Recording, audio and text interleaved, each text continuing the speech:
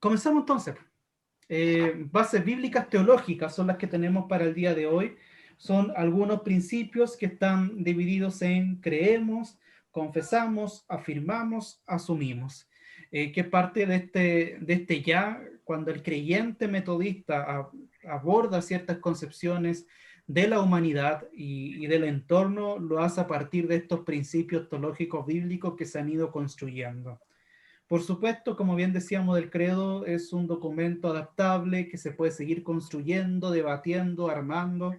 Y la lectura de la escritura, bien sabemos nosotros que todos los domingos, por más de 2000 años también, se han leído los textos que tenemos y aún se pueden sacar nuevas lecturas.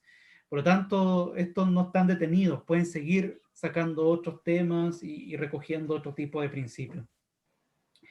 Vayamos con el primero, ustedes lo tienen, ¿cierto? Ahí el documento, si no, igual lo pueden ir reforzando después en la semana. El primero, creemos que Dios es el Dios de la vida.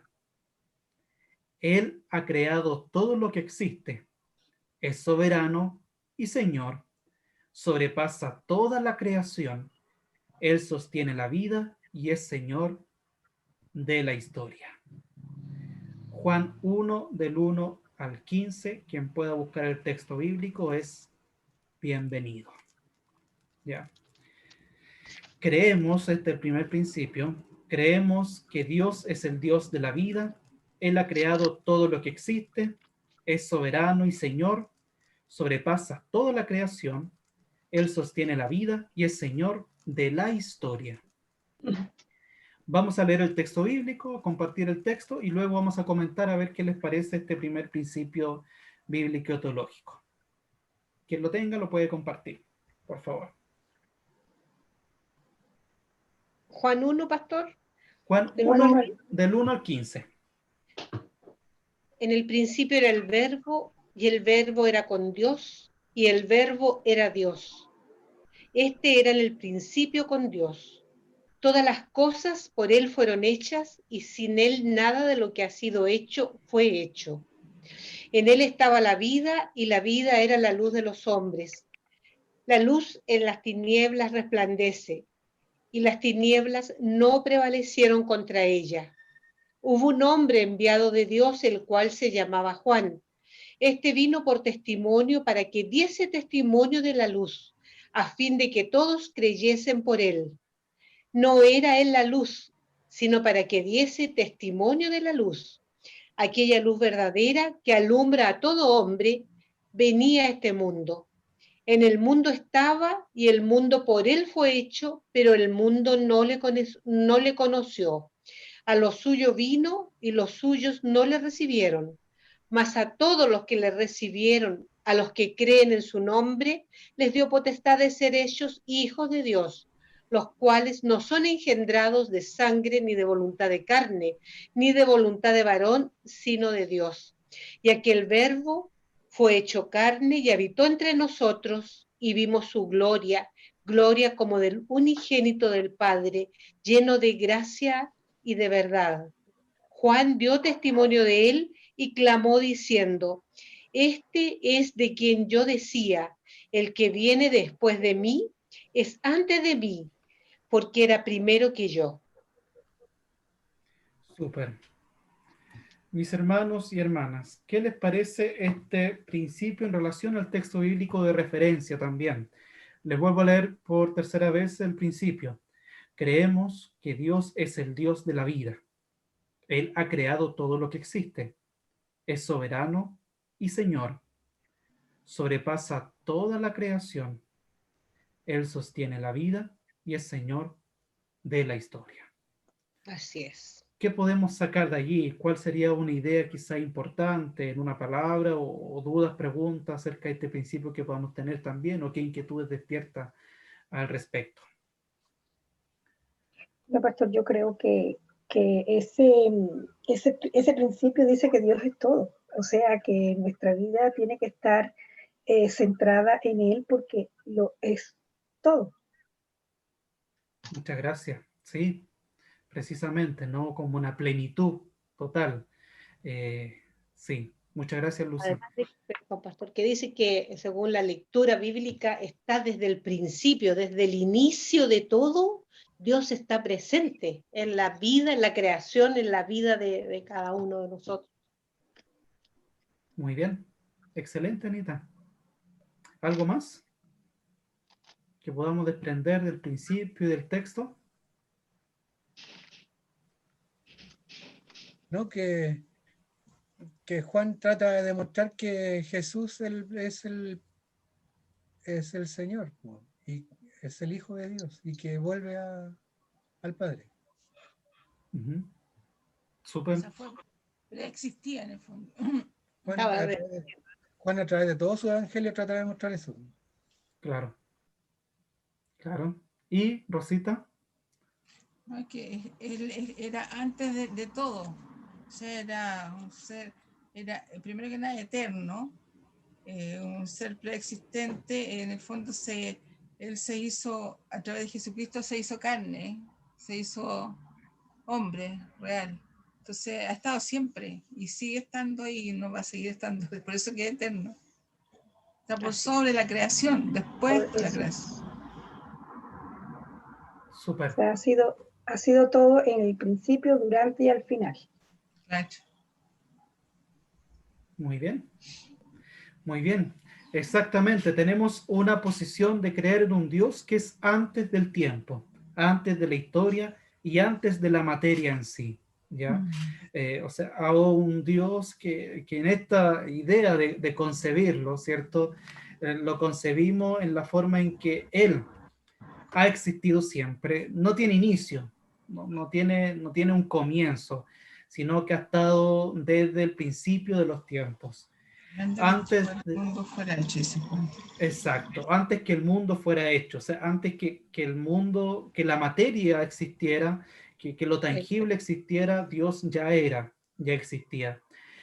Pese a ello, a esto podemos llamarlo esto no temporal o esto no material, tenemos a un Dios que no se mantiene enajenado de su creación, sino que también al principio nos invita a considerar que es un Dios que estaba antes del tiempo, crea el tiempo, la materia, el mundo, la creación, y se compenetra en esa creación también, ¿ya?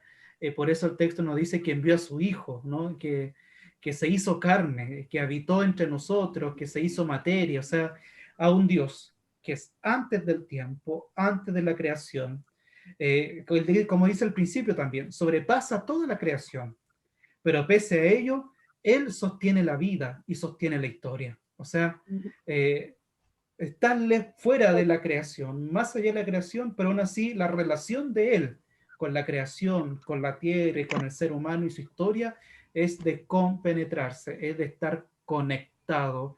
E inclusive, por supuesto, tenemos allí un término importante que es soberano, ¿ya? Soberano, o también algunos colocan que Él sostiene la vida. Soberanía y sostenedor. Por lo tanto, ahí hay principios también de cómo se concibe un Dios para hablar del mundo, de la tierra y de la creación. Que sin Dios, el ser humano de por sí también no puede hacer mucho. En cuanto a que cree el ser humano de que el ser humano no es quien sostiene la vida, sino que es Dios quien lo hace. Eso no debería sí enajenarnos a nosotros de nuestra responsabilidad, sino al contrario, como Dios es el que sostiene la vida, y pese a que Él, esto es como quizá un término de que Dios no se vería afectado, ¿no? A Dios no le pasaría nada si la creación terminara en cierta forma, o sea, su existencia no depende de la creación, sino que la creación depende de la existencia de Dios. El ser humano sí depende de la creación, ¿ya? O sea, por lo tanto, el ser humano tiene una responsabilidad de sostener aquello que le sostiene, ¿ya? Sostener, cuidar aquello que le sostiene y le cuida a él también, que le da sombra, que le da alimento, que le da sustento, que le da vida, de alguna manera. Por lo tanto, nuestro primer principio, como bien ustedes allí especificaban con el texto y la creencia, se define a un Dios en sus características y también en sus características divinas, pero también sus características humanas, en cuanto a descender a la tierra, a esta creación y sostenerla por medio de la vida.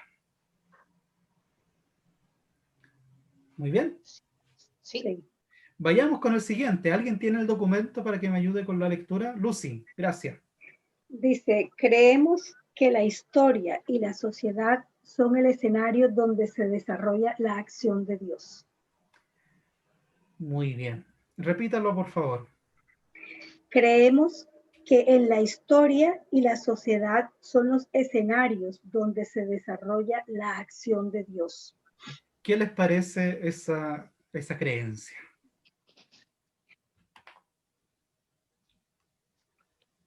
O sea, creemos que la historia y la sociedad son el escenario donde se desarrolla la acción de Dios.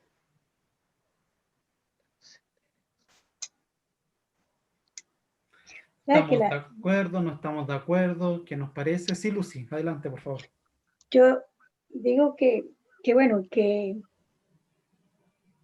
la acción de Dios está presente en la vida diaria de cada individuo, de cada ser humano, no solamente, bueno, y esa presencia de Dios diaria crea la historia que cada ser humano tiene, y como sabemos, el ser humano es la base de la sociedad, entonces él está presente en el desarrollo de la acción, de su acción en la vida diaria del ser humano. Muy bien, Lucy. Pastor, creo que no Anita, tendría ningún sentido que pensáramos en un Dios que no se involucra en la sociedad y en la humanidad, porque entonces no tendría fundamento para que nosotros pudiésemos creer en Él. La manera entonces en que creemos en Él es porque sabemos y vemos su accionar en cada uno de nosotros, en el mundo entero, en la sociedad en que vivimos. Si no, no sería necesario que existiera un Dios, tal vez. Bien, Y Anita.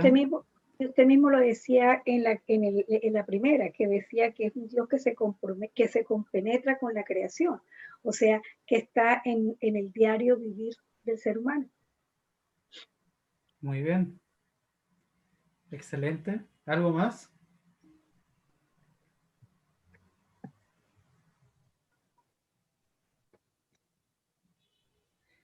Tenemos allí entonces una palabra que a mí me parece bastante interesante, ¿no? Escenario. Este término que se utiliza ahí, que la historia y la sociedad son el escenario donde se desarrolla la acción de Dios, ¿ya? Es como decir, el espacio, ¿no? Es el lugar, entre comillas, ¿no? El lugar, el ámbito en donde se desarrolla la acción de Dios o donde Dios se manifiesta, si queremos hacer como una especie de sinónimo de esa parte. Claramente, ¿no? Quizás no es la sociedad de por sí, así como fuera de nosotros. Esta sociedad en donde el ser humano habita, toma decisiones, se mueve y actúa, como bien Lucy también da la apreciación, ¿no? Podemos quizás tirarlo de que, bueno, Dios se desarrolla en sociedad, en aquella sociedad donde yo no estoy, pero si donde está el ser humano, allí está Dios. Está. Eso es una creencia de alguna manera que Dios está. Ahora, si se manifiesta, no se manifiesta, habla, no habla, se muestra, no se muestra, ese es un escenario o es una forma de concebirlo de manera distinta. El escenario donde Dios se manifiesta es donde el ser humano está y se mueve, donde el ser humano convive, donde el ser humano crece, se desarrolla, donde el ser humano tiene conflictos, donde pelea, donde se reconcilia, donde hace la paz, donde hace también el conflicto. Recordábamos, ¿no?, que en la bienaventuranza habían llamado por ejemplo, ser pacificadores o ser mansos, de que no era una actitud pasiva o enajenada, sino también en el conflicto. El ser pacificador es aquel que busca la paz entrando a las zonas de guerra, en donde hay discusión, o sea, que no se mantiene simplemente como observador, sino que interviene en pos de lo que cree. Por lo tanto, muchas veces quizás tenemos ciertos episodios en la sociedad que no son muy lindos, que no son muy agradables. Parte de la historia de la humanidad que no son muy de buenos recuerdos. Pero nuestra concepción nos dice que aún allí, el accionar de Dios estuvo presente en señales, en signos, en personas particulares que mostraron otra cara de lo distinto que había en sociedad. Aún en escenarios de guerra, tenemos personajes emblemáticos que hicieron algo distintivo, que mostraron algo diferente, y allí es donde la fe nos impulsa a creer que Dios es el que está interviniendo, actuando y guiando corazones, voluntades humanas, para que en esta sociedad y en esta historia, en donde Él también se manifiesta. Por lo tanto, tenemos a un Dios nuevamente que es un Dios de materia, es un Dios corporal, es un Dios que nunca, hasta aquí ya llevamos dos, no se queda nunca en lo interior. Es como en mi vivencia personal, mental y sentimental, sino es un Dios que no solamente se manifiesta en mi interior, sino que se manifiesta en la forma en que convivimos, en la forma en que acordamos cosas, decidimos cosas, expresamos cosas también. Pastor, Rosita. yo creo, de todas maneras, creo que es así, pero eso es por la fe que nosotros tenemos, pero ¿qué pasa? Lo que está pasando afuera en la sociedad, en todo lo que, esto que hay ahora de violencia, donde ya nadie cree en Dios. Uno ve y cada vez la gente está más reticente usted le nombra un poco de Jesucristo, de Dios, le quiere compartir algo, y ya la gente cada vez está menos, en el fondo no quiere escuchar nada de eso, sino que vivir el mundo a su antojo. Entonces, ¿qué se espera de este mundo, de esta sociedad que viene ahora? Si nosotros, claro, tenemos toda la fe del mundo y podemos hacer muchas cosas, y el Señor nos inquieta a hacer ahora y a participar en todo, pero me preocupa lo afuera, porque realmente nosotros estamos llamados a hacer luz en medio de todo este mundo. Sí, la verdad es que son escenarios complejos también. Son escenarios complejos en donde probablemente podemos nosotros también hacer la distinción de que en esos escenarios complejos Dios se restaría o no está. Precisamente como bien dice Rosita, ser luz. Y se necesita luz cuando hay mucha oscuridad. Mientras más la oscuridad sea intensa, más es la urgencia de luz. Creo pensar que sí existe un error, y aquí viene un poco el mea culpa del cristianismo, en que hemos sacado a Dios de ciertos escenarios y hemos dejado de hablar de Dios en escenarios complejos, de violencia, por ejemplo, o en desacuerdo, o en intereses económicos, políticos, culturales. Y cuando dejamos de hablar de Dios en distintos escenarios diversos, dejamos de reflexionar y de buscar con nuestra razón y nuestra fe cómo Dios se mueve en esos escenarios. Creo que eso a mí me pasa con su pregunta, Rosita, en lo personal, ¿no? Que es claramente oportuna. ¿Cómo hablar de Dios en estos escenarios de la sociedad complejos? Precisamente si volvemos la mirada a lo que nos dice, que en la sociedad y en la historia del ser humano es el escenario donde Dios se mueve. Claramente no especifican los mejores. Por lo tanto, podemos decir que en todo escenario del ser humano, aún el más oscuro, Sí. Dios, es una oportunidad para que Dios se manifieste. Ahora, creo que allí viene el trabajo de los creyentes. El trabajo de los creyentes es precisamente tomar la Biblia, tomar mi fe y ver qué es lo que qué mensaje entrego a este escenario complejo. Y por eso es bueno lo que estamos haciendo, ¿no? Hablar de mundo natural, hablar de humanidad, hablar de sociedad, hablar de guerra, hablar de sexualidad, hablar de migración, porque cuando dejamos de hablar de ciertos escenarios y vetamos escenarios, no podemos hablar de Dios en ellos porque hemos dejado de conectar el escenario en donde Dios se mueve con la identidad de nuestro Cristo. como hemos dejado de hablarlo, o quizás muchas veces por distintas explicaciones, ya no sabemos qué decir. Y eso nos pasa a todos, pastores, laicos. No sabemos qué decir, no sabemos qué pensar muchas veces. Y rogamos a Dios que nos inspire y nos muestre una luz, que cosa que en este escenario, por ejemplo, en nuestro país que está viviendo, ¿qué mensaje podemos dar? Eso, esa inspiración, creo pensar que se logra en comunión con Dios, pero en relacionar mi fe con el escenario en donde estoy. Tengo que estudiar el escenario. ¿Por qué tal persona no quiere escuchar de Dios? ¿Por qué tal persona no quiere oír nada de Dios? Tal vez el Dios que le han mostrado es alguien completamente distinto al que yo creo. Tal vez al Dios que le mostraron es un Dios que es en contra de aquello que ella cree, ¿no? De repente los dioses que se levantan son dioses económicos, son dioses dominadores, son dioses opresores también. No es de extrañar cuando yo converso también con otras personas que no están ni ahí con la iglesia ni la institución, sí con la espiritualidad, pero no con la institucionalidad religiosa. Y claramente cuando vemos nuestra institucionalidad católica, cuando vemos nuestra institucionalidad evangélica, no es de extrañar que hay un descontento social, porque al Dios que se predicaba los hemos tachado con dinero, con abusos sexuales, con dominación cultural, con privilegios de élite de lo religioso, y claramente hay ahí un mea culpa que tenemos que hacer. O sea, el escenario del ser humano hemos puesto a un Dios que tal vez no era el verdadero Dios.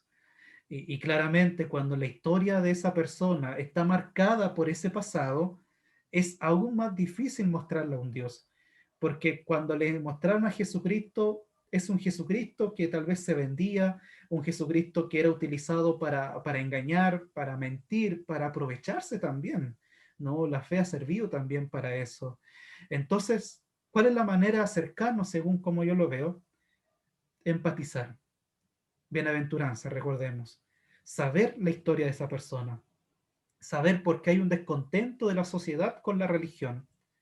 Investigar de por qué, y no escandalizarnos, ¿no? Que claro, es normal que nos pase, pero escuchar a la gente que no quiere a Dios, saber cuáles son las razones, empatizar con sus dolores, empatizar con sus descontentos y quisiera decir, empatizar también con la forma en que se defraudaron de la fe.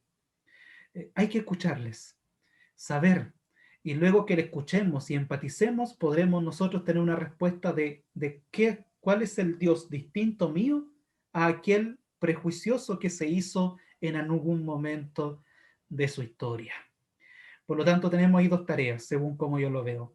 Escuchar a la persona, escuchar la sociedad e investigar los temas que están tratando, cosa que cuando hablemos, por ejemplo, de migración y probablemente venga un extranjero con una mirada de Dios por una historia que tuvo, nosotros presentarle nuestra fe, con sus lenguajes, con sus formas y con la forma en que él puede entender también el Dios que creemos nosotros. No sé qué le parece, Rosita. Sí, pastor, gracias.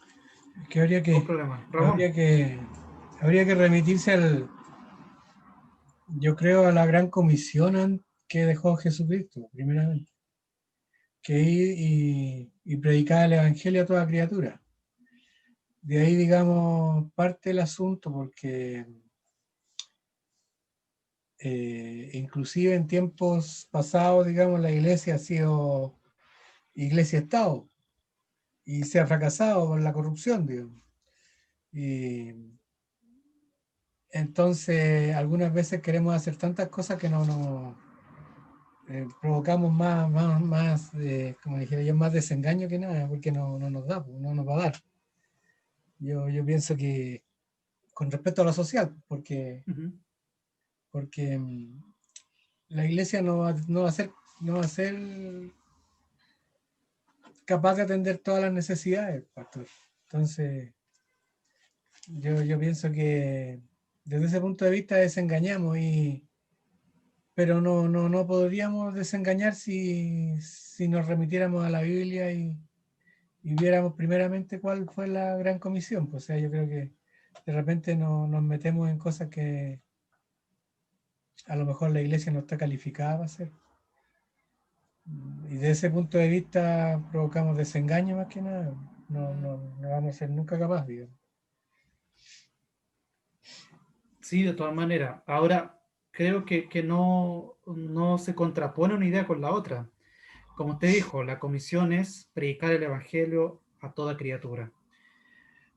Ahora, predicar es precisamente decir algo, es anunciar el Evangelio, anunciar a Cristo. Ahora, esa es la acción, el otro el contenido. ¿Qué decimos? ¿Qué Evangelio contamos? Sí, tenemos la buena noticia, pero tenemos que contextualizar esa buena noticia, tenemos que contextualizar el Evangelio y a Cristo. Hay un Cristo, por supuesto, en el sentido de que hay un caso de una enfermedad, ¿no? Ahí yo estoy llamado a predicar, pero tengo que predicar entendiendo el dolor del que está enfermo. ¿Y qué puede decir Dios y Cristo sobre la enfermedad? Un ejemplo, ¿no? Sobre la escasez de recursos, sobre los problemas económicos. Estamos todos de acuerdo en que hay que predicar, pero ¿qué predicamos? Anunciamos el Evangelio, pero ¿qué parte de ese Evangelio? Y ahí se nos viene el mensaje, como lo que usted mismo han dado, que Dios promete que nada nos faltará, que Dios promete la multiplicación, que Dios sustenta la creación y la vida. Eso es precisamente predicar, pero también en la predicación hecho al escenario que vivimos. No hay ninguna palabra del Evangelio que no haya sido significativa para un tiempo que nosotros hayamos vivido. Cuando Dios habló a nuestra vida, nuestra grande experiencia de fe, mis hermanos, es por un hecho puntual que vivimos y la palabra de Dios se moldeó tanto a lo que estaba viviendo que es como que esa palabra hubiese sido escrita para mí, para ese momento, para para esa crucial situación y experiencia que estaba viviendo. No sé si a usted le ha pasado algo así. Si Sí, es así, precisamente es el Evangelio, predicando, pero predicándole a Ramón a un momento determinado. Esa misma palabra le sirve a Lucy para otro momento determinado. Es el mismo texto, pero el ser humano lo comprende a su experiencia conforme a lo que está viviendo. Entonces, por eso decía que no se contrapone.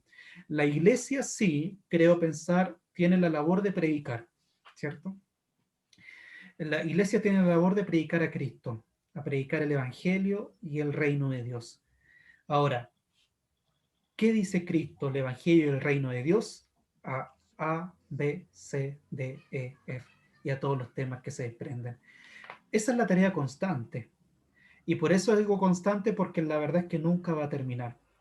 Mientras la historia del ser humano continúe, van a continuar las interpretaciones, van a continuar el qué nos dice el texto hoy, lo que hacemos cada domingo, cuando yo abro el Evangelio y digo, ¿qué dice este texto bíblico para el tiempo de hoy?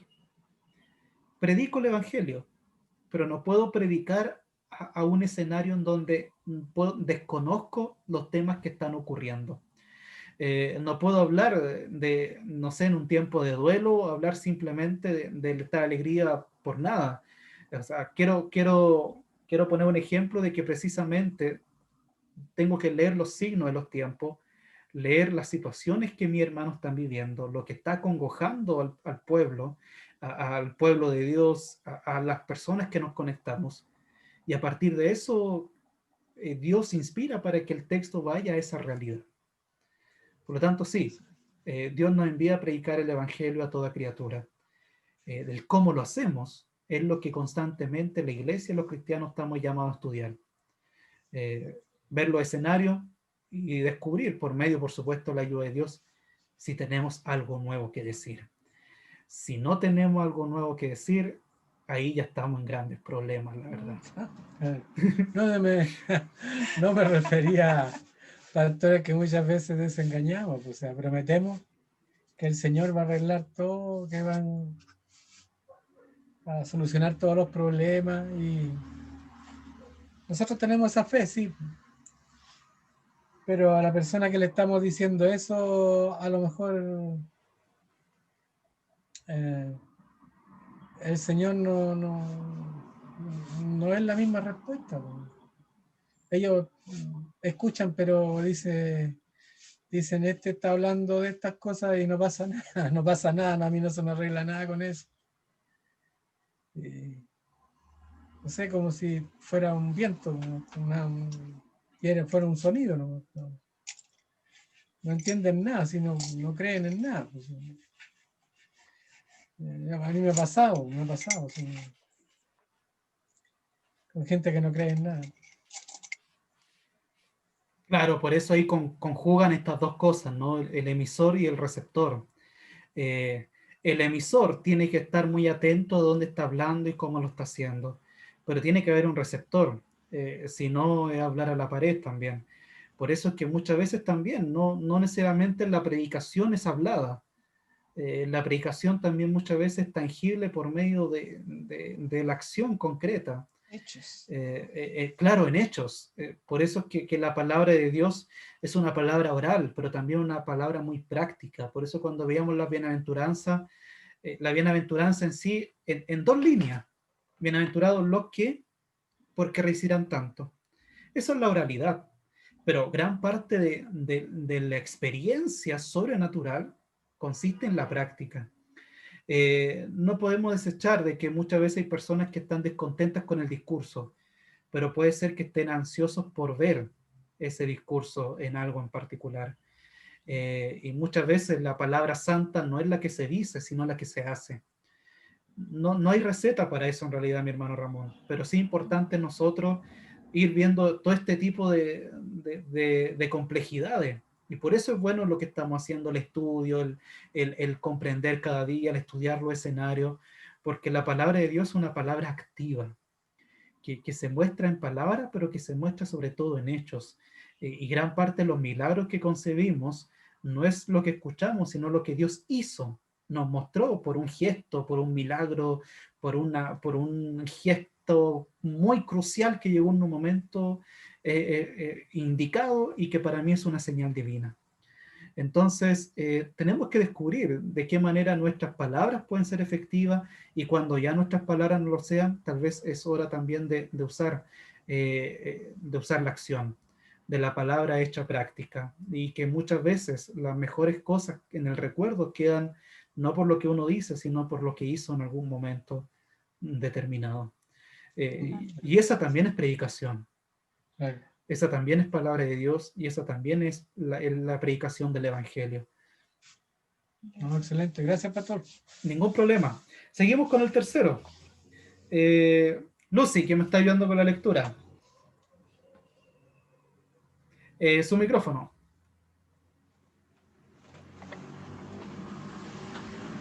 Creemos que Dios es el juez, ante quien están sujetas todas las obras del ser humano. Leer Deuteronomio 30, 15, 20. Bien, que alguien busque, por favor, Deuteronomio 30 del 15 al 20, por favor. Mientras tanto, vuelvo y les leo. Dice, Por favor. creemos que Dios es el juez ante quien están sujetas todas las obras del ser humano.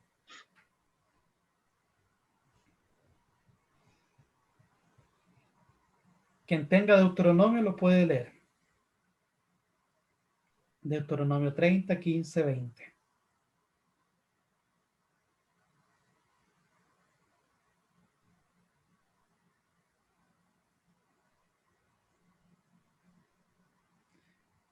Escoge el camino de la vida.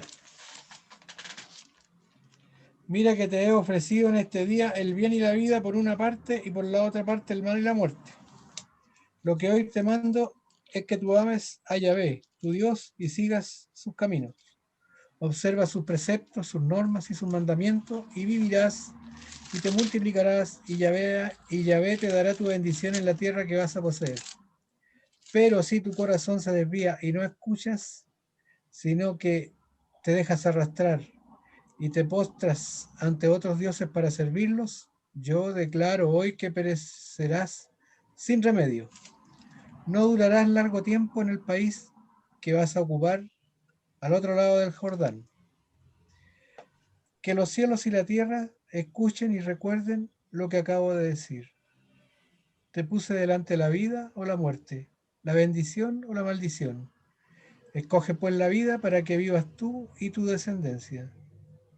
Ama a Yahvé y escucha su voz, uniéndote a él, para que vivas y se prolonguen tus días mientras habites en la tierra, que Yahvé juró dar a tus padres, Abraham, Isaac y Jacob. Súper bien. Mis hermanos, ahí tenemos un texto del Antiguo Testamento con su tinte de escritura, ¿no? Y tenemos el tercer principio. Creemos que Dios es el juez ante quien están sujetas todas las obras del ser humano. ¿Qué piensan del texto en relación a la creencia?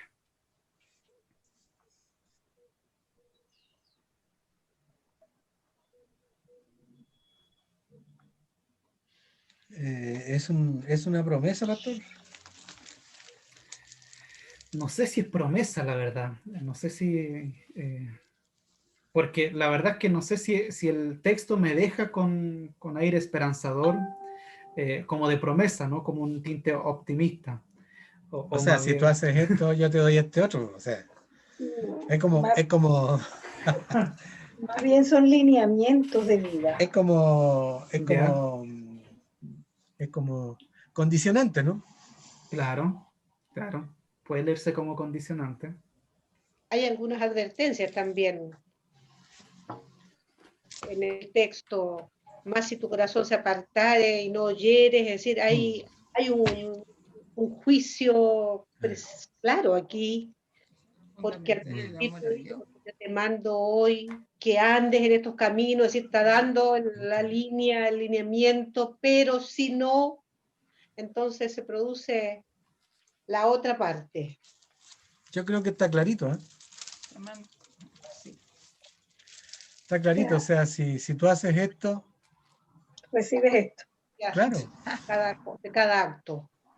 O sea, no hay un doble ahí, nada, o sea.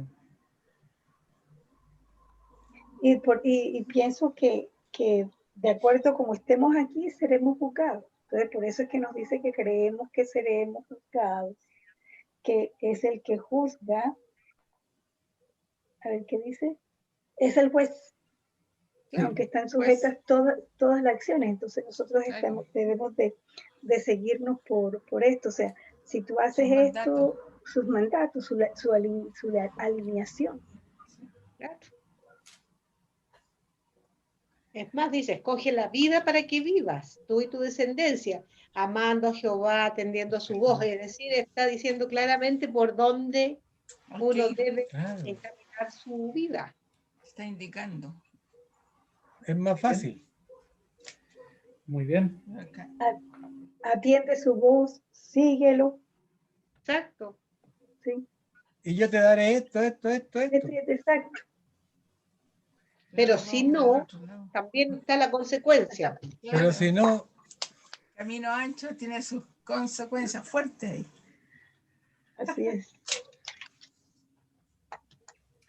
Tenemos entonces aquí ya un principio aún más radical, ¿no? Creemos que Dios es el juez. El principio, por lo tanto, sitúa de que Dios, a quien que hemos dicho que es el creador, ¿cierto? Y que se mueve en la historia el ser humano, ¿ya? También es el que juzga al ser humano, ¿ya? Juzga al ser humano. O sea, establece juicio para él conforme a como el ser humano vivió también. Esto quisiera alejarlo, sí, de la normativa en cuanto a lo específico del texto de Deuteronomio. Recordamos que Deuteronomio pertenece a los primeros 5 libros del pueblo judío, en el cual también se sitúan muchas de las normas de convivencia del pueblo, normas de convivencia culturales, normas de convivencia políticas, económicas también, que se van a ir estableciendo en otros textos. Por lo tanto, más allá también de decir, bueno, qué bueno que creemos en Dios, el texto también tiene un tinte de preocupación, ¿no? ¿Estás dejándote guiar por Dios? ¿Está la voz de Dios guiando tu vida? ¿Estás en el camino de Dios? ¿Te has desviado en algún momento? Y eso es bueno pensarlo en el sentido, ya tenemos al Dios Yahvé, pero recordamos que lo leemos de la óptica cristiana también. Ya lo leemos a partir de Cristo. ¿Cómo podemos entonces establecer esto? En la fe en Cristo primero reconocemos de que no hay nadie en quien pueda entrar por medio de la ley a ser aceptado por Dios. Exacto. ¿Ya? O sea, no nos sintamos seguros en el texto de Deuteronomio de que podemos nosotros jactarnos y decir, bueno, entonces Dios nos va a dar la tierra porque hemos permanecido fiel siempre a sus caminos y no nos hemos desviado. Ahí tenemos que pensar en la óptica cristiana. ¿Cuál es la óptica cristiana? Que la salvación y la atribución de Dios es solo por gracia y misericordia. La óptica cristiana, ya el mensaje de la gracia. Pero ¿qué es lo que no desconocemos en relación al texto? De que por creer en la gracia y por creer en que solo por Cristo y por su amor es que podemos ser concebidos justos de alguna manera, el único quien puede mirarnos nuestras obras, y esto no solo nuestras acciones, nuestras obras en la mente y en el corazón. Recordamos que nosotros vemos la obra del ser humano no solo a partir de lo que hace, sino también lo que piensa y lo que siente. Esa es la óptica cristiana también. Por la ley podríamos pasar si no hemos cometido pecados visuales, pero ¿qué pasa cuando tenemos la mala intención en el corazón? Cuando en nuestra mente tenemos la mala intención. En la óptica cristiana nos dice, bueno, eso ya es que no tienes méritos. El mérito absoluto sería ser puro de manos, de mente, de corazón, de intenciones. Y ahí uno puede decir, yo soy el primero en caer entonces. Por lo tanto, ante ese escenario, reconocemos que Dios es el único que puede realmente juzgar de manera recta al ser humano, puesto que solo Él conoce sus acciones, sus intenciones, sus pensamientos y sus sentimientos. O sea, según el Deuteronomio estamos condenados. Según la ley, nosotros estaríamos condenados. Recordamos que eso en el Nuevo Testamento es la gran discusión paulina. La gran discusión paulina es ¿cómo concebimos al ser humano? ¿Que viva por la ley o que viva por la gracia? O sea, que maneje su vida según lo que dice el texto de la ley o según lo que se concibe por la fe de la gracia. Por lo tanto, según el texto de Deuteronomio, si lo llevamos a la óptica de que no solamente por lo que haces, sino por todo tu interior también, claro que estamos condenados. Estamos todos en la parrilla. De todas maneras, y tal vez muy chamuscados algunas veces. Claro. Porque allí tenemos que sincerarnos nosotros. Sí. Sincerarnos si recordamos el texto de Deuteronomio, tengo que pensarlo primero para mí antes de dárselo a otros. Yo he sido fiel constantemente, me he ceñido solo al camino de Dios, me he desviado en algún momento. Si yo logro pasar todo eso, puedo recomendárselo a otro. Muchas veces lo que nos pasa es que queremos la gracia para nosotros y queremos el juicio para el otro. Entonces, nosotros tenemos que definirnos. ¿Vivimos por la ley o vivimos por la gracia? Nosotros, al ser cristianos, vivimos por la gracia. Por lo tanto, la ley la vemos como a un Dios que entregó formas en las cuales podemos vivir. Reconocemos que nunca la podremos seguir al pie de la letra. Por lo tanto, como ninguno de nosotros es completamente apto para cumplir la ley, nos reconocemos todos como deudores. Y como deudores reconocemos que solo hay uno, que Jesús dijo, solo hay uno santo y bueno.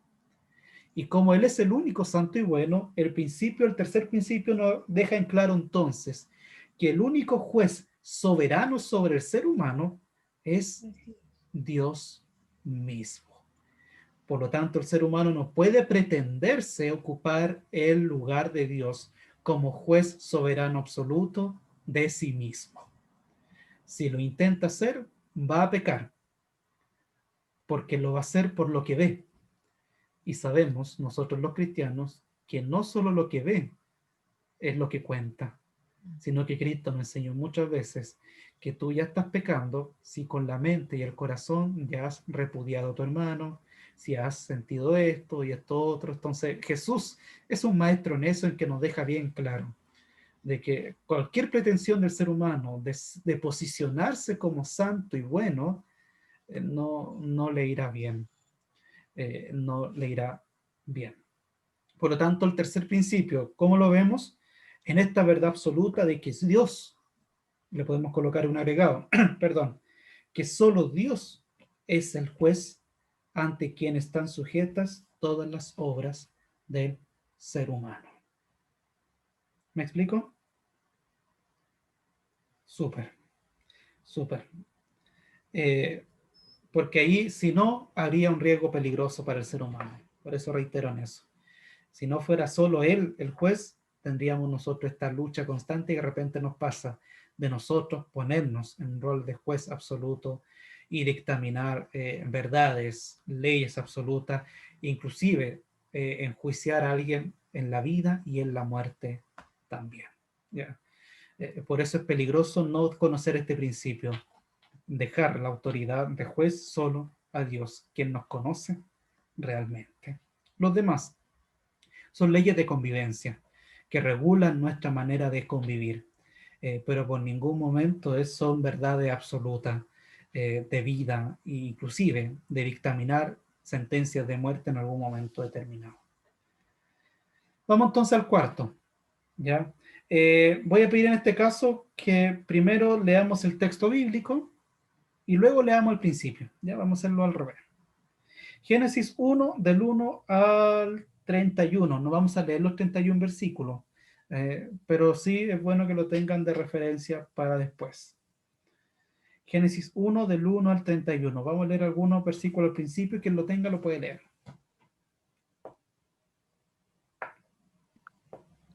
En el principio creó Dios los cielos y la tierra estaba desordenada y vacía, y las tinieblas estaban sobre la faz del abismo, y el Espíritu de Dios se movía sobre la faz de las aguas. Y dijo Dios, sea la luz, y fue la luz. Y vio Dios que la luz era buena, y separó Dios la luz de las tinieblas. Ahí nomás. Ahí lo que tenemos a continuación es todo el relato de la creación, ¿cierto? De la creación. El principio. Su micrófono, Lucy.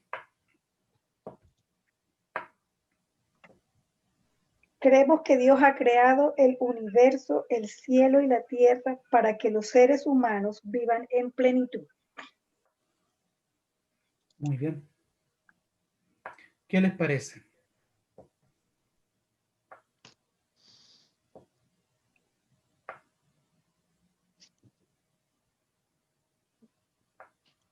¿Lo puede leer nuevamente, por favor? Sí.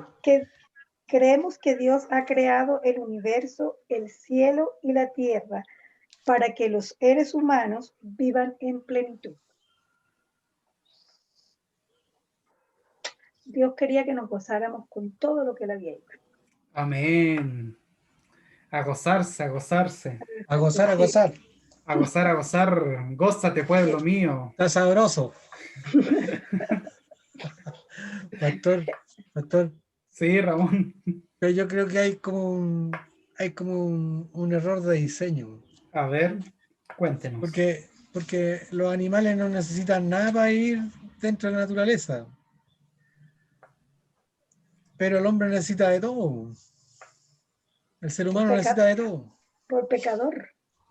No, necesitamos abrigo, comida. Por eso, si Adán y Eva no hubieran pecado, tampoco estuviéramos necesitando nosotros nada de eso. Estuviéramos todos en cueritos allá en ¡Ay, hombre! sin pensar en comida y sin pensar en nada. Claro, sino que dándose amor nomás, dándose puro amor. Imagínense la plenitud. Claro. Entonces, por eso yo creo que hay un error de diseño, porque necesitamos de muchas cosas. Ramón, ¿y el error de diseño fue de quién?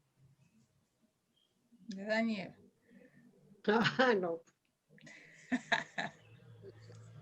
No, así está todo. Ahora, ¿será un problema necesitar comida, abrigo, por ejemplo, vestimenta, o sea, lo necesario para vivir, ¿no? Pongámonos bien rústicos, entre comillas.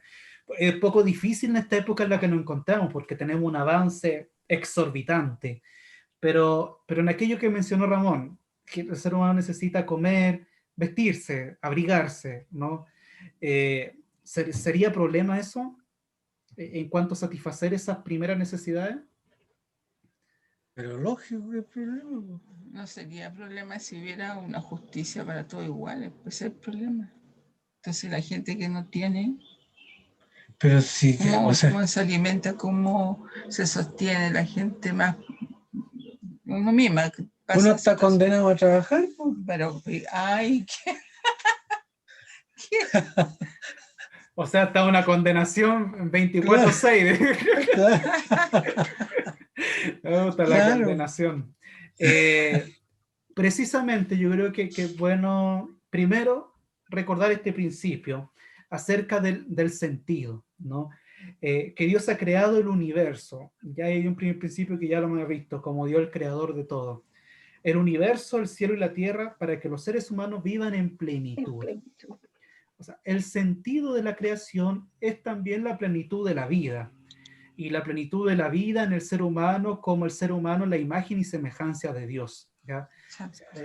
La humanidad es el plan de Dios de compartir la vida, compartir el amor y la existencia como algo agradable. No ver la vida y la existencia como un sufrimiento, como un problema, como una carga, como algo lamentable. Ahora, es bueno verla de que si está la vida como algo tormentoso, ¿producto de qué es? ¿Por qué la vida, la existencia, se ha vuelto algo tan complejo? ¿Y qué pasa con este sentido de que Dios creó todo para plenitud? ¿Lo hemos vivido a plenitud o pareciera ser que esta plenitud también, Rosita, un poco Dios luce, esta plenitud pareciera ser que está como mucha plenitud y poca plenitud, ¿no? Y ahí nosotros quizás podemos ir viendo de por qué la vida y la existencia se hace tan tormentosa para algunos y para otros no, ¿cierto? Lo primero que podemos nosotros arrojar aquí es el sentido de Dios, ¿ya? Una cosa es lo que Dios quiso hacer y el plan y el objetivo de Dios, y otra cosa es lo que el ser humano ha hecho. Así es. En este caso, el principio de Dios, nuestra creencia de Dios, y aquí es lo que nosotros confesamos, creemos que Dios creó todo y lo creó con un objetivo. Y el objetivo de Dios de crear todo es para que la vida perdure y sea en plenitud. Esa es la manera en que concebimos a Dios. Ahora, ese concebir a Dios lo tenemos que contraponer con lo que el ser humano ha hecho. Y ahí nosotros podemos abrir discusión de que si el plan del Dios se ha hecho factible y si no se ha hecho factible, ¿cuál sería la razón?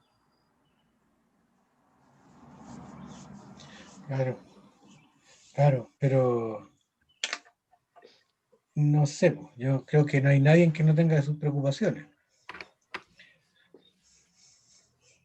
Uh-huh. Y no se puede vivir así como un animalito, no se puede. Sí se puede, Ramón, lo que pasa es que estamos en una sociedad tan demandante, tan comerciante, tan consumista, exactamente, que entonces eso te lo exige a ti la sociedad. Pero si estuviéramos en una sociedad donde las cosas fueran más simples, más sencillas, donde no hubiera competición por todas las cosas, yo pienso que se podría vivir mucho más sencillo. Pero es el mundo el que te hace a ti vivir como estamos viviendo ahora. Claro, sí, pero... Yo quisiera pensar en las primeras sociedades, cuando recién el ser humano está sobre la faz de la tierra. Es una sociedad, yo creo que en un principio completamente distinto a cómo ha ido evolucionando el ser humano hasta este tiempo. Entonces, cuando parte, es completamente diferente porque no hay estos intereses personales ni esta lucha de poderes como las que se ven hoy día. yo creo que después aparecen en la sociedad, empiezan a aparecer estas luchas de poder, de quién es el caudillo, quién es el que manda, quién es el que tiene más, pero yo creo que en un principio eso no pasaba así. Ahora cada vez se acrecienta mucho más, como Rosita decía, la diferencia entre los que tienen mucho con algunos que no tienen nada. Pero en un principio eso no existía, pues yo creo que ahí todos eran uno solo y había, no sé si se ayudarían mutuamente, pero no existían estos conflictos que que vivimos en el siglo XXI y que se han vivido por muchos siglos atrás también. Claro, hasta las sociedades que se crearon post-Cristo, o sea, después de que Cristo murió. Y antes también. Pero las sociedades que se crearon en que todos contribuían, digamos, vivían todos... Esperando que el Señor iba a venir pronto. Claro, pues, entonces Ahí tenían ellos una manera, digamos, de apoyarse unos con otros, digamos. Pero yo siempre bueno, me pregunto las primeras civilizaciones cómo concebían, no tenían a lo mejor como para, y capaz que sí, a lo mejor veían con más claridad que había un Dios todopoderoso, creador de todas las cosas, que era el que lo sustentaba, algo que después se fue perdiendo, y la gente mientras más trabaja, más tiene, y si no trabaja, no tiene. Claro, se remitió a eso. Inclusive, digamos, ya se ha probado que la iglesia en sí, digamos, como Estado no sirve. No hay país que haya tenido la iglesia como Estado que haya surgido, que le haya dado bienestar a las personas, digamos, más de cómo está instituido ahora los gobiernos. Por eso, en lo social, digamos, la iglesia tiene que remitirse a lo que pueda hacer, ¿no? Lo que se puede hacer, digamos. Porque este principio, creemos que Dios ha creado el universo, el cielo y la tierra, para que los seres humanos, no algunos, aquí dice, para que los seres humanos vivan en plenitud, si está hablando de todos, no de unos pocos, ¿cierto? Como que de repente está como la cosa muy marcada hacia un lado o hacia otro. Es decir, uno puede vivir muy en plenitud y los otros no viven en plenitud. Exactamente. ¿Pero qué es plenitud? Bueno, vivir en plenitud entiendo yo que sería un modelo de vida en donde tú tienes acceso a lo que tú necesitas y con eso no necesitarías nada más, vivirías con Pero lo que... necesidades básicas, Anita, necesidades básicas. Necesidades básicas. ¿Mm? Porque yo necesito un BMW y eso no es vivir en... Sí. Pero que eso no es... Y la gente necesita una buena ISAPRE y necesita una buena clínica. Claro, los que no tenemos salud pública, vaya lo que venga. ¿Viste? Bueno, a ver qué dice nuestro pastor, pues después de todo esto. él no va a ser ríe. Yo me voy a salir y me voy a ir a hacer un café porque es lo que necesito ahora. Y volveré cuando haya dado las conclusiones. Vuelva en plenitud. Claro, exactamente. Vuelva en plenitud.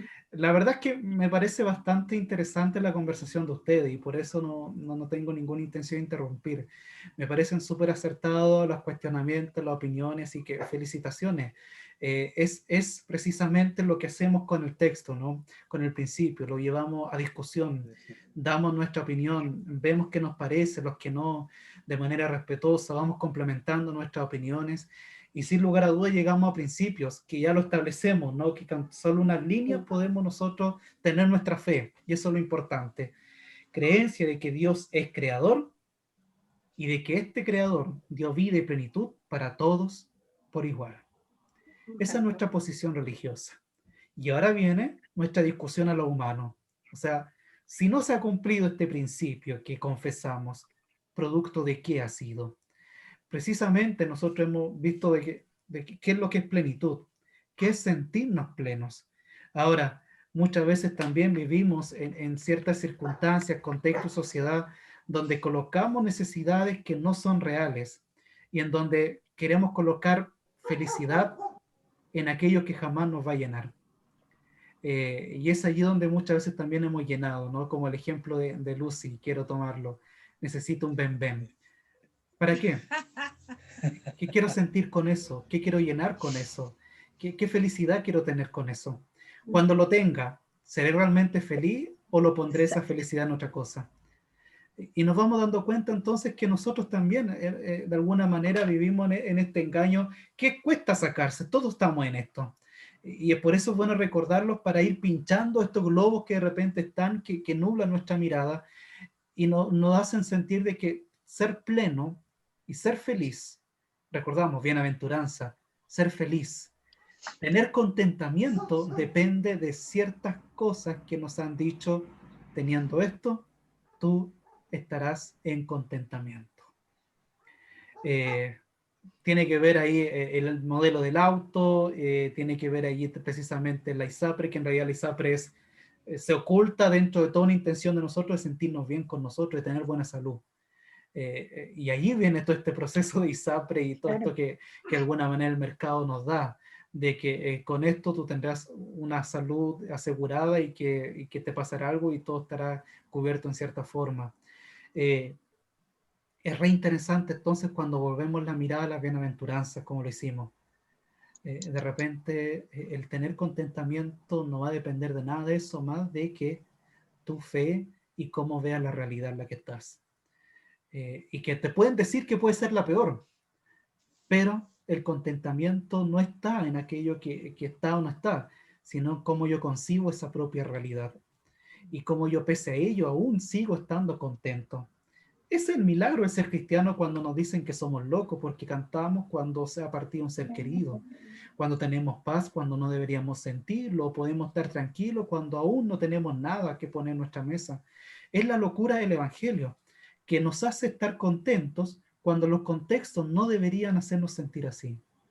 ¿Qué nos dice eso entonces? Que el contentamiento y la plenitud no depende muchas veces de lo que tenemos y lo que no. Inclusive muchas veces nuestro propio estado de salud.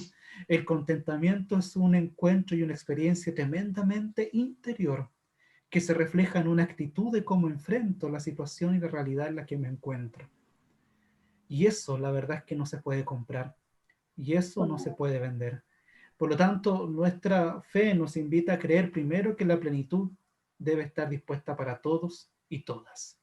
Primero, Dios la desea dar de manera interior a todos sin distinción. Y lo segundo, que la plenitud exterior, o sea, también tener lo necesario para vivir bien, como era uno de los anticipos de la Anita, ¿no? Tener pleno es sentir que nada te falta de lo esencial. Es bueno quizás recordar allí las necesidades fisiológicas, las necesidades primeras, según varios psicólogos y varios estudiosos que han ido en la historia, de cuáles son las ideas primarias o estas necesidades primarias y aquellas que podamos satisfacer, ¿no? Tener comida. Hay una canción que puse el martes anterior, tener casa, trabajo, amistad, tener alimento, tener un lugar donde estar y tener una familia en la cual abrigarme. O familias, amistad, familia sanguínea, familia vecinal. Hay ciertos elementos que son básicos y esos deberían estar para todos de manera igual. O sea, deberíamos quizás tener distinción en ciertas cosas, pero ¿por qué falta la comida y a otros sobreabunda? ¿Por qué a algunos les falta ropa y otros tienen por montón y para comprar y rebuscar y botar y volver a comprar? Y allí nos damos cuenta que también nuestro mundo se ha visto en esta fantasía, ¿no? De que por medio de que más consumes, más feliz eres. Y la misma ropa, la misma comida, las mismas cosas que tenemos y poseemos, las vamos pasando por esta rueda de que lo tengo, lo uso, lo boto y vuelvo a adquirir otro. Y mientras otros van usando aquellos que apenas tienen y que en realidad ya no les da más y aún siguen usando porque no hay más para poder adquirir.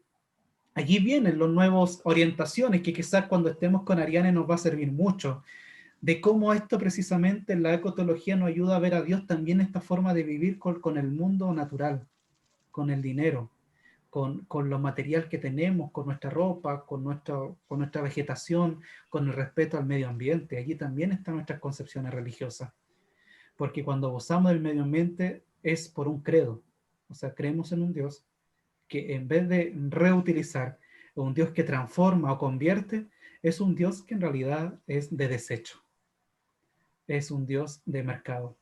Por lo tanto, el cómo convivimos con lo natural, con el dinero, con la riqueza, con el medio ambiente, está arrojado en nuestra creencia, cómo concebimos a Dios. Por lo tanto, creemos que Dios quiere dar plenitud a todos, desde el interior hasta el exterior. Primero, en el interior, esta satisfacción de que Dios me puede ayudar a sentir plenitud, aún en los peores contextos. Pero no significa que Dios quiera esos contextos que vivamos. O sea, es como una cosa de encrucijada. Dios nos ayuda a sentir paz y contentamiento y sentirnos bienaventurados aún en las peores situaciones, pero no significa que Dios le agraden esas situaciones por las que tiene que enfrentar el ser humano. Es como cuando hablamos de los bienaventurados cuando sean perseguidos, cuando vituperen y mientan y los persigan. O sea, Dios nos ayuda a que aún eso podemos tener plenitud, pero no significa que Dios envíe la persecución. O sea, es bueno aclarar eso, ¿no? Una cosa es mi estado interno y otra cosa es mi expectativa sobre lo externo. La verdad interior es que Dios me dará una satisfacción en mi vida para ver la realidad, aún en eso ver a Dios y poder sentir paz en mi interior. Pero no significa que con la ayuda de Dios pueda cambiar también mi forma de vivir lo exterior. Dios me da una convicción exterior para transformar lo exterior y hacer de este mundo un mundo en donde todos y todas puedan vivir la plenitud exterior y también interior. Gracias, pastor. A ustedes por sus reflexiones. Muy, muy buenas. Creemos y probablemente con eso vamos a ir terminando, ¿ya? Lo demás, el siguiente, Sí. dejamos para el próximo viernes. Primero el texto bíblico y luego la creencia. Génesis 3, 9 al 13. Que alguien lo busque, por favor. Génesis 3, del 9 al 13. Y luego leeremos por medio de Lucy el creemos. Oiga, pastor, perdón, Más no, Jehová. creemos es el Salmo 8. Ah, perdón, sí, me estaba saltando.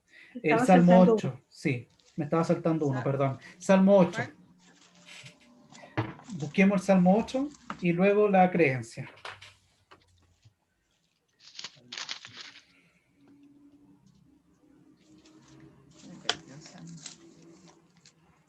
Salmo 8 es súper lindo. Quien lo tenga lo lee. ¿Del 1 a cuál? Leamos los primeros versículos nomás y le voy a decir cuando Oh se Jehová, detenga. Señor nuestro, cuán glorioso es tu nombre en toda la tierra. Has puesto tu gloria sobre los cielos, de la boca de los niños y de los que maman fundaste la fortaleza, a causa de sus enemigos, para hacer callar al enemigo y al vengativo. Cuando veo tus cielos, obra de tus dedos, la luna y las estrellas que tú formaste, digo, ¿qué es el hombre para que tengas de él memoria, y el Hijo del Hombre para que lo visites? Ahí nomás. Ahí nomás. Bien, la creencia, Lucy. Creemos que Dios ha creado el mundo bueno, donde ha puesto al ser humano como mayordomo de todos los recursos y riquezas que en él hay. ¿Qué les parece el Salmo y también la creencia? ¿Puedes repetir el... Sí. Dios ha creado el mundo bueno, donde ha puesto al ser humano como mayordomo de todos los recursos y las riquezas que en él hay. Gracias.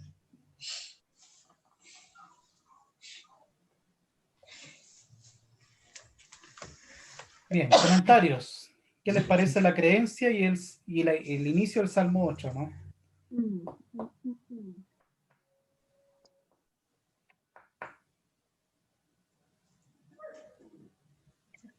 Gloria sobre los cielos.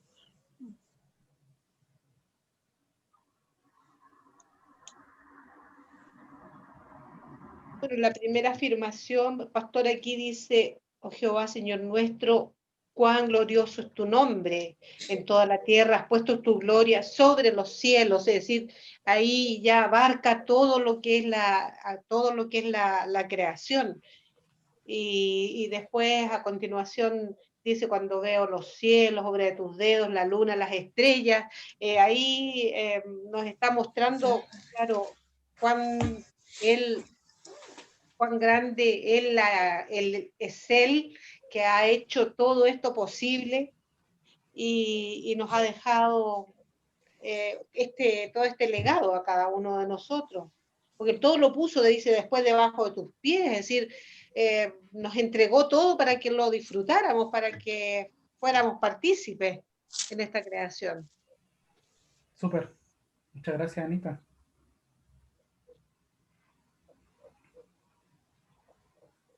Y en cuanto al creemos, lo que dice Anita, yo complemento, y todo esto nos lo puso el Señor para que nosotros fuéramos mayordomos, o sea, para que nosotros cuidáramos de esa tierra, para que cuidáramos de todos los recursos que Él nos pone a disposición y que supuestamente debemos vivir en plenitud con eso. Muy bien. Doctor, como una contradicción que se produce entre el conocimiento y la creencia en Dios. Porque puso al hombre como mayordomo, como administrador de todos los recursos naturales de la tierra, digamos. Y el hombre se ha ido desarrollando, digamos, y entregando bienestar con la explotación de sus naturales. Y yo pienso que mientras más conocimiento tiene el hombre, más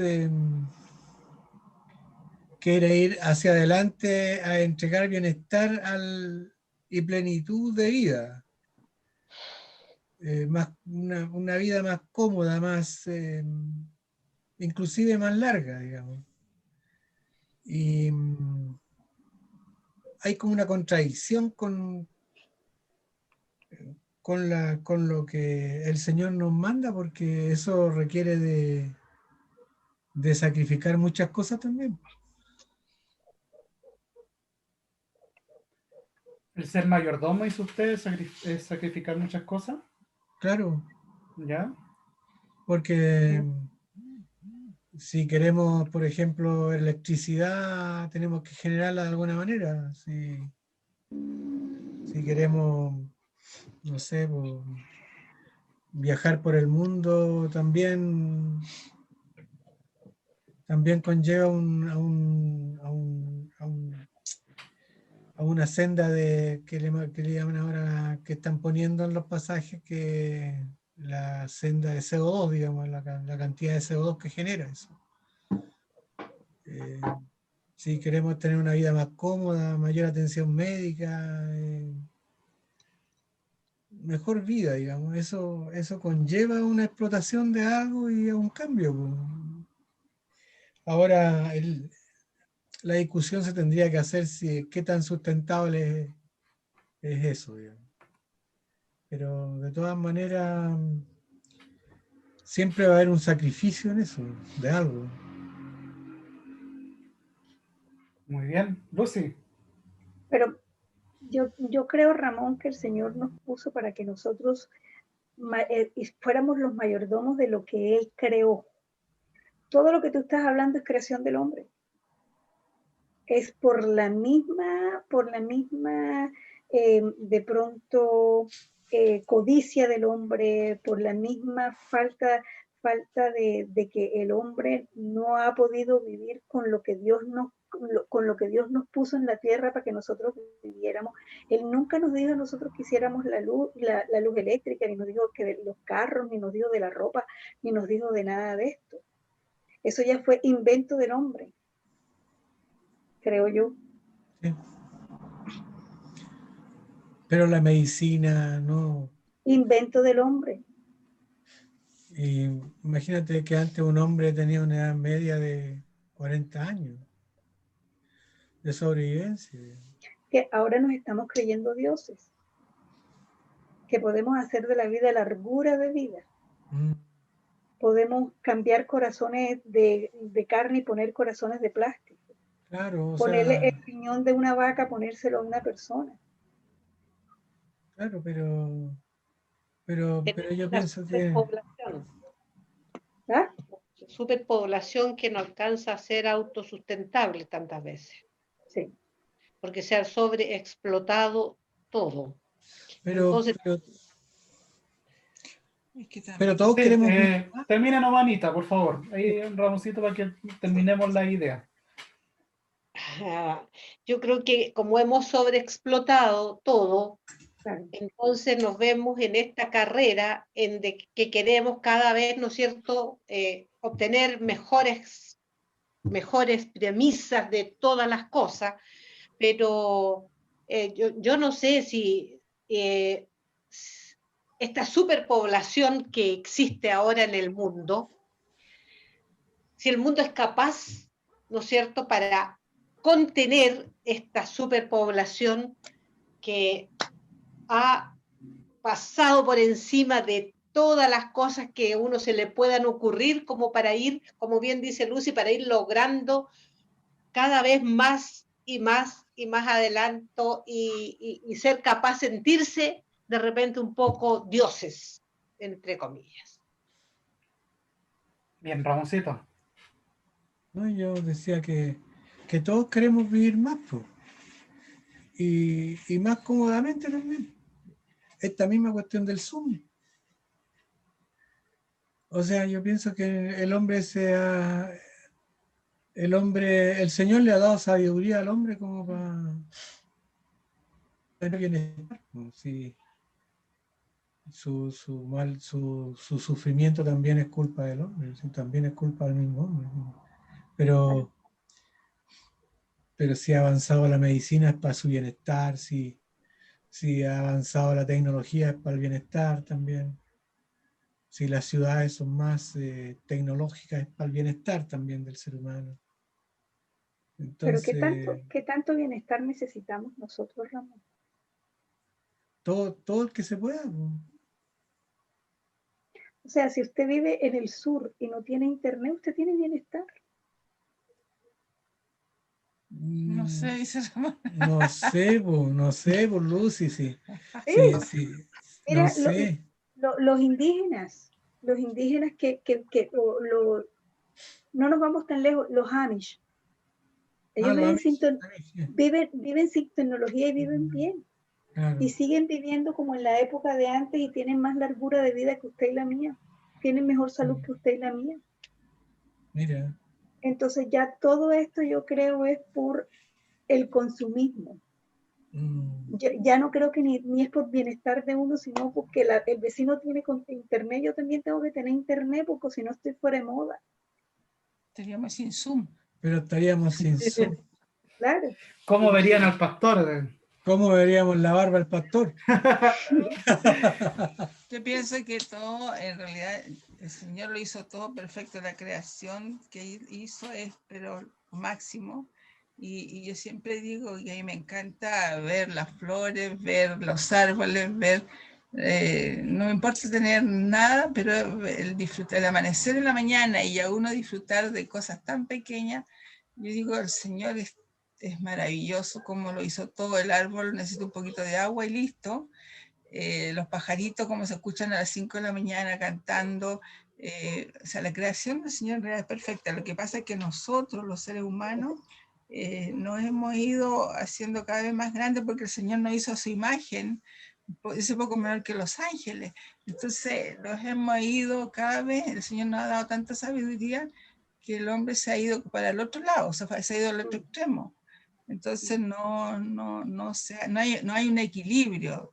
Y en este minuto, entonces, ¿qué pasa? Que hay abuso en todo orden de cosas. Entonces, vemos, a mí de repente yo veo en estos programas de televisión donde son de comida, donde hacen unas cocinas, preparan cosas y botan, tiran las comidas, tiran para todos lados. Yo digo, pucha, si estuviera mirando un niño que no tiene que comer, y vemos cómo se vota, y ahora mismo nosotros hemos aprendido a no votar nada, cosa que antes no hacíamos, a cuidar esto, a cuidar lo otro, porque estábamos acostumbrados a que salíamos y listo, todo así.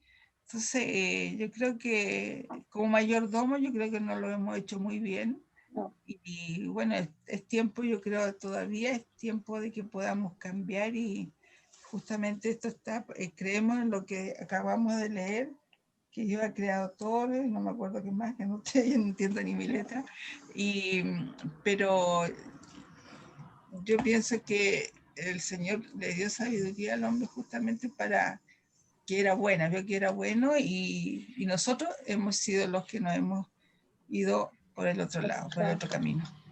Y ahora tenemos todo al instante, queremos todo Exacto. instantáneo. No, Claro. no se puede esperar porque nadie espera, nadie No, se detiene. Como decías tú, Rosita, escuchar en la mañana, yo escucho de repente el canto de los pájaros, ver una flor que aparece, exacto. es decir, es todo tan instantáneo que como que todas esas cosas pareciera ser que no se ven.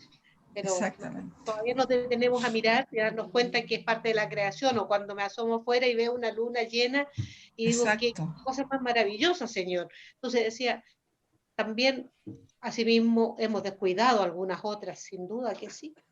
Exacto. Muy bien. Creo que el primer principio que tenemos allí es reconocer que el mundo creado por Dios es algo bueno.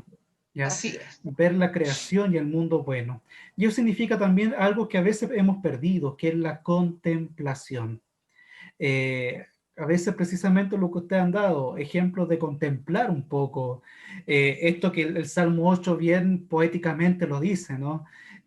La luna que tú formaste en los cielos y va detallando de alguna manera todo, y el salmista dice, y todo esto que veo y me pregunto, ¿quién es el ser humano?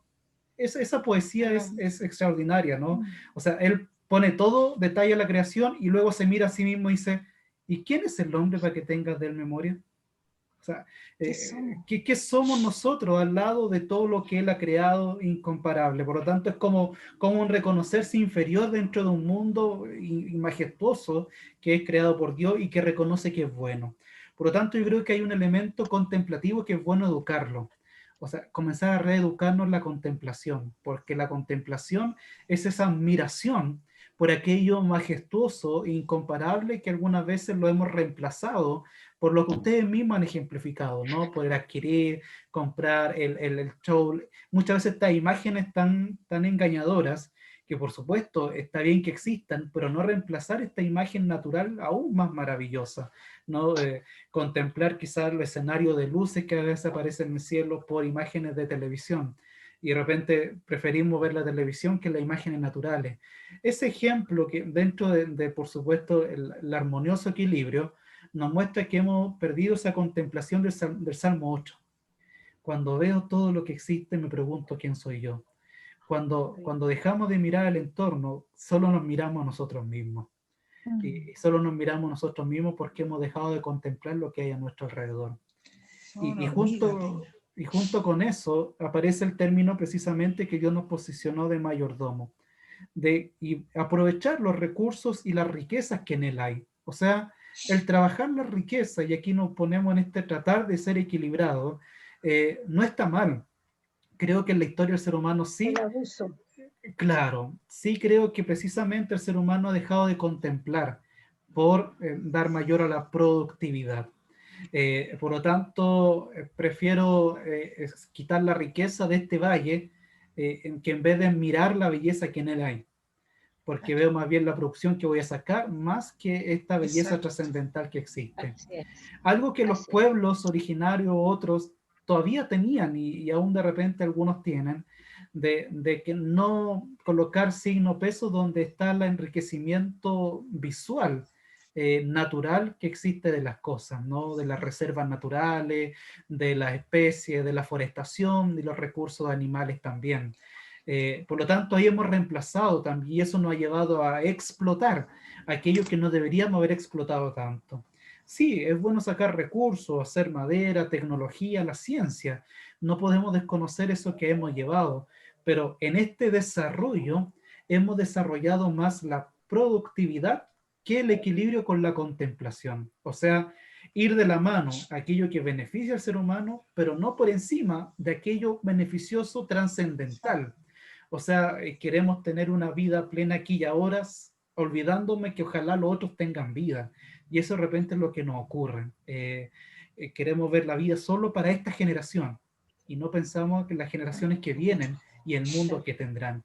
Por lo tanto, cuando el ser humano avanza y la sociedad avanza por un tema de productividad y por un bienestar solo del momento presente y aquí y ahora, nos olvidamos de un estado contemplativo en que la vida está más allá de mi presente y que ojalá sea trascendental en los futuros que conllevan, y que muchas veces queremos sacar riquezas para tener una comodidad que es aceptable aquí y ahora, pero sacando y eliminando un futuro que los demás tengan como lo que el mundo hoy hasta ahora estamos, ¿no?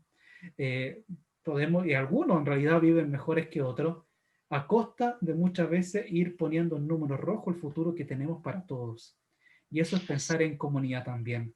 No podemos pensar solo en beneficio de aquí y ahora personal, sin pensar el beneficio de mis hijos, nietos, bisnietos y ojalá aquellos que ni conozca que puedan vivir y vivir bien. Cuando el ser humano avanza, y está bien que avance, pero cuando avanza sin la contemplación, sin la espiritualidad, sin el reconocimiento de Dios, de una creación y de una vida trascendental, ojo, lo trascendental es un término importante en esto, puesto que cuando nos olvidamos de lo trascendental, comenzamos a vivir solamente de aquello que es aquí y ahora. Y cuando trabajamos solo aquí y ahora, nos olvidamos de que hay vida inclusive cuando yo no esté. Habrá vida también y ojalá sea mucho mejor que cuando yo no esté. Entonces, el ser humano debería avanzar, evolucionar, pero de la mano de la fe, de la mano de Dios. ¿Qué es lo que eso contrae? Contrae contemplación y trascendentabilidad. O sea, creer que hay alguien por encima de mí, que hay vida por encima de mí, y creer que ojalá siga esto más allá de lo que pueda ganar yo hoy y aquí y ahora. Y si debería estar la espiritualidad y la creencia en Dios y en esto trascendental de la vida y de los recursos, debería limpiarnos un poco de los intereses personales. De repente las farmacéuticas, los planes y todo, hay beneficios, pero hay aún más beneficios para los que venden, ¿no? Aquí me pasa mucho con la farmacia de la esquina, que hay una farmacia hogareña. Si aquí ustedes saben de la que está ahí en la oriental, sí. Antes tenía otro nombre, inclusive, no sé si eran los mismos dueños, parece que eran los mismos desde que yo llegué hace 6 años atrás. Y comparaba los precios de la Sal Cobran, la Cruz Verde, la Ahumada, con la de la esquina, y el precio era de un frasquito que mi mamá de repente compra en el mismo sur que compra en la farmacia, de un precio de 3.500, cerca de casi 5.000 pesos, acá lo compra en esta farmacia a 1.500 pesos. Ese solo ejemplo, que más allá de lo profundo, solamente ese caso, nos muestra de que también el ser humano saca beneficio propio de lo que beneficia a todos. Del agua, de los recursos naturales, de la salud, de la educación y de todo lo que es un bien para todos, siempre hay unos que sacan bien, mucho más bien para un grupo de personas. Si tuviéramos la contemplación, el trascendental, de que más allá de que si yo gano mucho o pierdo mucho, todos estamos ganando en cierta forma, nos ayudaría a evolucionar y a desarrollar nuestra sociedad, pero de la mano con lo que nos ayude a equilibrarnos y no poner por encima intereses y beneficios personales por lo trascendental de la vida, la creación y el costo, que muchas veces por algo de ganancia hoy estamos eliminando la tierra para toda la humanidad. Sí. Sí, no, de acuerdo, Pastor, pero hay que mirar el lado lleno del vaso, porque también eso le da trabajo a muchas personas. Y esas personas también necesitan el sustento. Y ahí es donde deberían venir las políticas públicas. Ahí debería venir la sabiduría y la inteligencia que tenemos. Porque si fuimos capaces de llegar a la luna, y más allá de eso, creo que podemos ser capaces de crear un sistema económico y un sistema laboral que pueda ser armonioso con el medio ambiente. O sea, creo que si algo nos muestra la ciencia y la tecnología hoy, es que el ser humano tiene creatividad Sí. para cosas que ni imaginamos. Claro. ¿Por qué no utilizar ese cauce, esa inteligencia que nosotros como cristianos confesamos que Dios dotó al ser humano de inteligencia? ¿Por qué no encauzarla a inventar y a crear, por ejemplo, energía autosustentable? Empresas que den trabajo pero que no amenacen la vida del medio ambiente, porque por un puesto de trabajo estoy terminando la vida de la Tierra. Y ahí es donde precisamente tenemos que negociar con los grandes capitales del mundo, con los grandes intereses mundiales, de que esta creatividad increíble que tenemos ser humano en la ciencia, en la biología, en todo lo que tiene que ver con la Tierra y más allá de la Tierra, que tenemos inteligencia pero increíble, encauzarla en cómo desarrollar un campo laboral, empresas, y que inclusive empresas de productividad, de lo que sea, pero que no amenacen tanto al medio ambiente. Y la verdad es que muchas veces lo que detiene es que con eso ganamos menos. Cuando aparecen las restricciones medioambientales, cuando aparece el sello verde, cuando aparece la restricción a ciertas empresas, el costo es que me va a costar mucho más poder tener ganancias. Y hablamos de grupos económicos exorbitantes. Y muchos de ellos ni siquiera están en nuestro país. Entonces, es bueno precisamente encauzar eso, la esperanza. Y esa es la esperanza, creo pensar, mi hermano Ramón, de lo que usted mismo dice. Eh, de que sí, la idea no es terminar la empresa, que la gente quede sin trabajo y que todos estemos aquí mirando al cielo sin nada en cuanto a alimento y sustento, pero tengo la esperanza de que si tenemos una intención, Dios nos puede dar sabiduría que ya la ha dado para encontrar soluciones justas, correctas, que algunos ya las proponen, pero creo que la obstinación no está en la idea, sino muchas veces en lo que significa el costo empresarial y económico en ciertos elementos naturales como el petróleo y otras cosas que arrojan mucho y tienen mucho, mucho poder. Pero creo que energías se pueden renovar. Hay métodos de energía que pueden sacarse provecho en pos de otros medios de energía y tal vez nosotros mismos también ser mayordomos de nuestros propios gastos, no de nuestra ropa, de nuestro alimento, de nuestra energía luminescente. Tal vez lo que mismo ha pasado, ocupar menos el auto, es increíble, increíble lo beneficioso que puede ser para la tierra misma y para la economía también, ¿no? Eh, obviamente a algunos no les va a gustar, pero es porque precisamente hay intereses puestos allí. Pero el increíble nivel que hubo de baja de gas, de contaminación en Santiago, cuando comenzó esto en abril, cuando se cerró todo en mayo, era una cosa increíble. La contaminación acústica, yo que vivo aquí en Irarrázaval, era pero increíble estar viviendo aquí, lo mismo que Lucy, imagino. Ahí en Vitacura con la Gualtata. Creo que precisamente tenemos la inteligencia y Dios nos puede ayudar a crecer si tenemos voluntad para hacerlo. Amén. Esa es una esperanza finalmente, ¿no? Amén, pastor. Amén. Bien, mis hermanos, entonces dejamos hasta aquí, continuamos la próxima sesión y reitero, guardar bien el viernes 18, que yo creo que Ariane nos va a ayudar mucho también en esto, ¿no? De en qué están nuestras políticas hoy, cómo es leer la Biblia y Dios a partir de esto, algo que nos puede seguir ayudando.